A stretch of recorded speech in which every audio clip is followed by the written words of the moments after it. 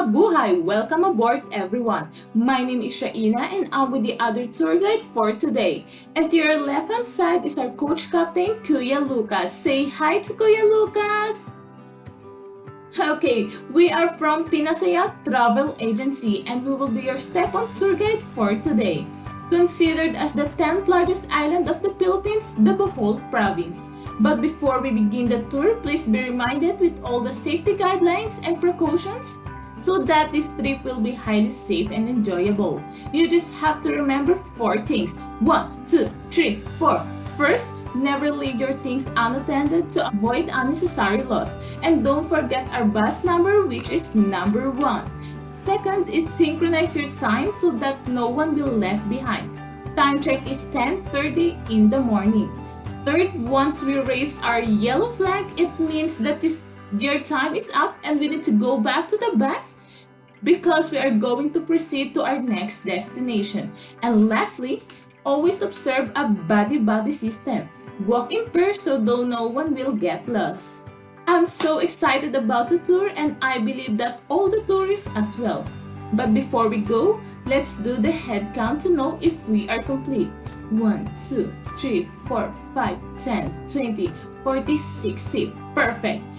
Alright, so we are about to start this exciting tour.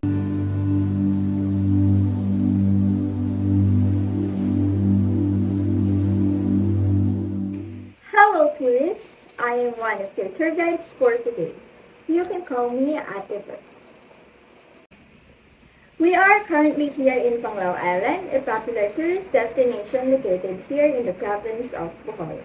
The island is known for its white sand beaches, crystal clear waters, and rich marine life, making it a popular spot for swimming, snorkeling, and scuba diving.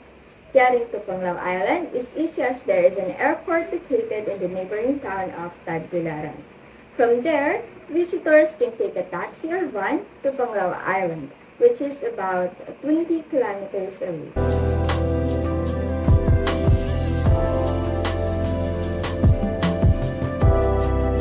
We are now passing through the Tagus Bridge. The bridge connects the mainland of Bohol to the island of Panglao.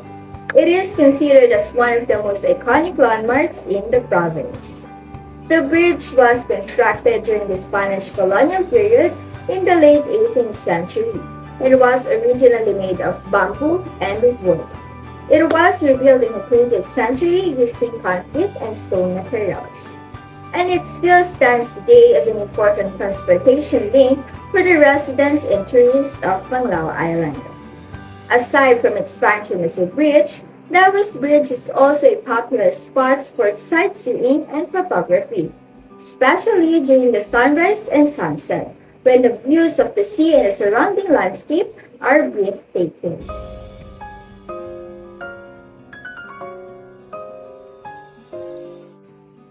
We are now here in Tagbilaran City, the capital city of the province of Bohol in the central Visayas region of the Philippines. The city has a rich history dating back to the Spanish colonial period, and it is home to several historical landmarks and attractions, including the St. Joseph Cathedral, the Blood Compact Shrine, and the Bohol Provincial Capital Complex. Aside from its historical and cultural attraction, Tagbilaran City also boasts a vibrant dining and entertainment scene, with many restaurants, cafes, and bars offering local and international cuisines, as well as live music and entertainment. Tagbilaran City is a must-visit destination for anyone planning a trip to Bohol, offering a unique blend of history, culture, and natural beauty.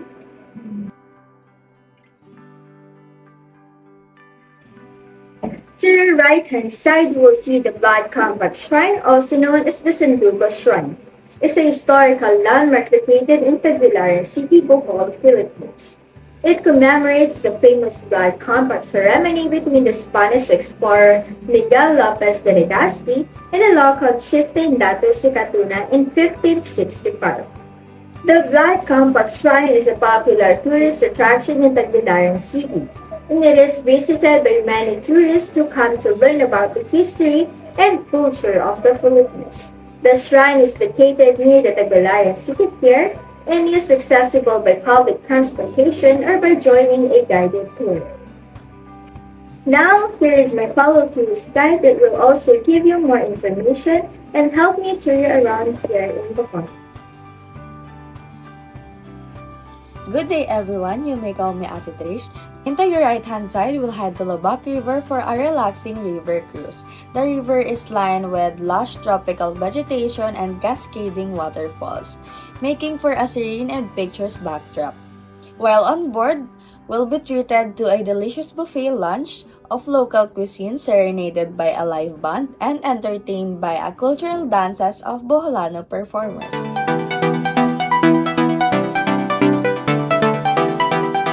We are now passing through the Bilar man-made forest. This forest covers over 800 hectares of land and is considered one of the largest man-made forests in the country. As you walk through these towering trees, the temperature drops and the air becomes fresher and cooler, making it the perfect escape from the scorching heat of the sun.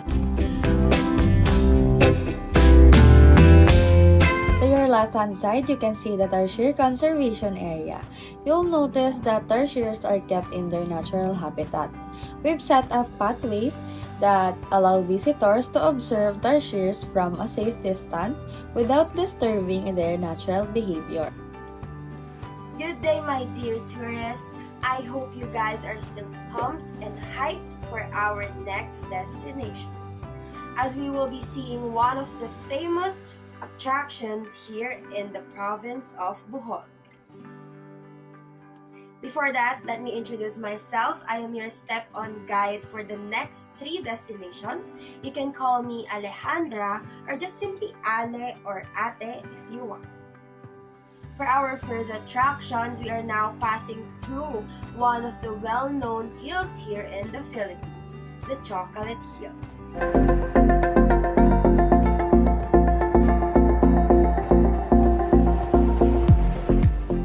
You can see to your left and right hand side the Chocolate Hills. The Chocolate Hills is declared as the Philippines' 3rd National Geological Monument and is dubbed as an 8th wonder of the world. The hills are spread across the towns of Carmen, Batuan, and Sagbayan and are made up of approximately 1,776 mounds of the same general shape. During the dry season, when heavy rains are scarce, the grass-covered hills turn chocolate brown, giving rise to the name, which refers to a branded confection. There are a lot of myths about the story of the hills. According to one legend, when a giant was disappointed in love, he wept and the hills grew where his tears fell. In another version, a pair of giants went to war and spent days hurling boulders at each other. The giants eventually reconciled, but the mounds remained where the rocks landed. What story you choose to believe is up to you guys. She got that. And to your right-hand side is the Sagbayan Danau Road, where you will need to pass through to locate the Danau Adventure Park.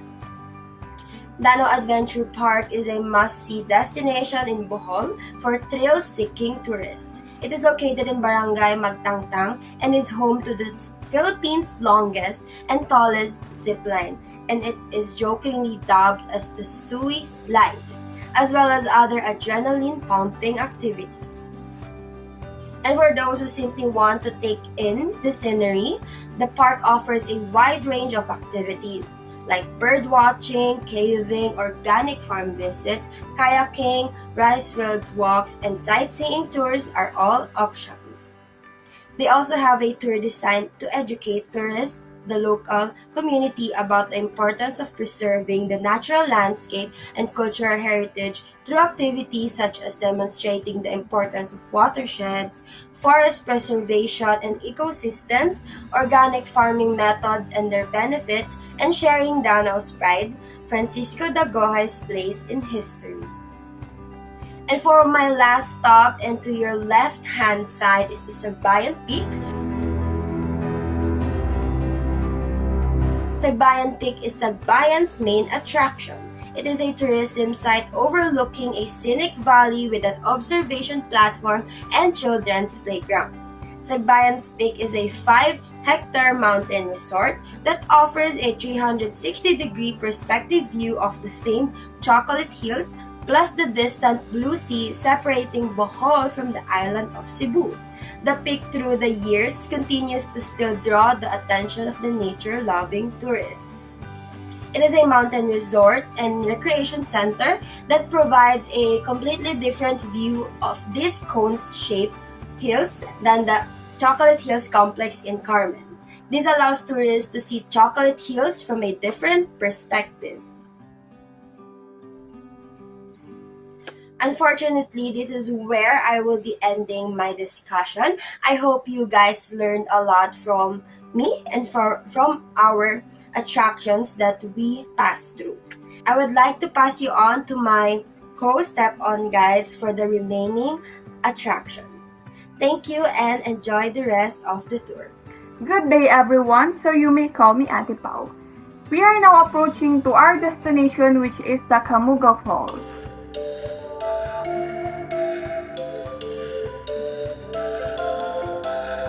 Camuga Falls from its top serves a mesmerizing view for its visitors, and on the low part, its foot shows its natural beauty as waters fall from above. You will be amazed by the ambience of the nature. Green plants are spread throughout the area.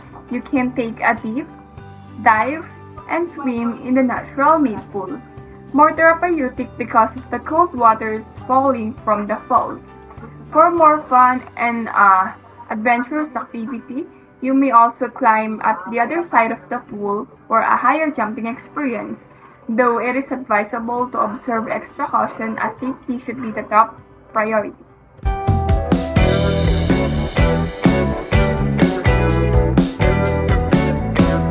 So we are now approaching to Kawasan Falls. Another spectacular attribute of Kawasan Falls is its multi-tier layout. It has 3 waterfall levels, all of which features natural pools where visitors can swim and relax. Kawasan is not only picturesque, but it is also an excellent place to swim in. Visitors often praise the water as cold and refreshing. The water from the top of Kawasan comes from the Candavik Spring. It then eventually flows from the Mutitano River and the Tanyan Street. Take note that Kawasan Falls attracts a large crowd. During your visit, always keep an eye on your belongings. But the good news is, the site has lockers for rent for those who want to keep their things safely. Please double check to make sure your bag has been taken off the bus. Thank you everyone, and on behalf of Pinasaya Travel Agency, I wish you a pleasant and memorable tour here in Bohol.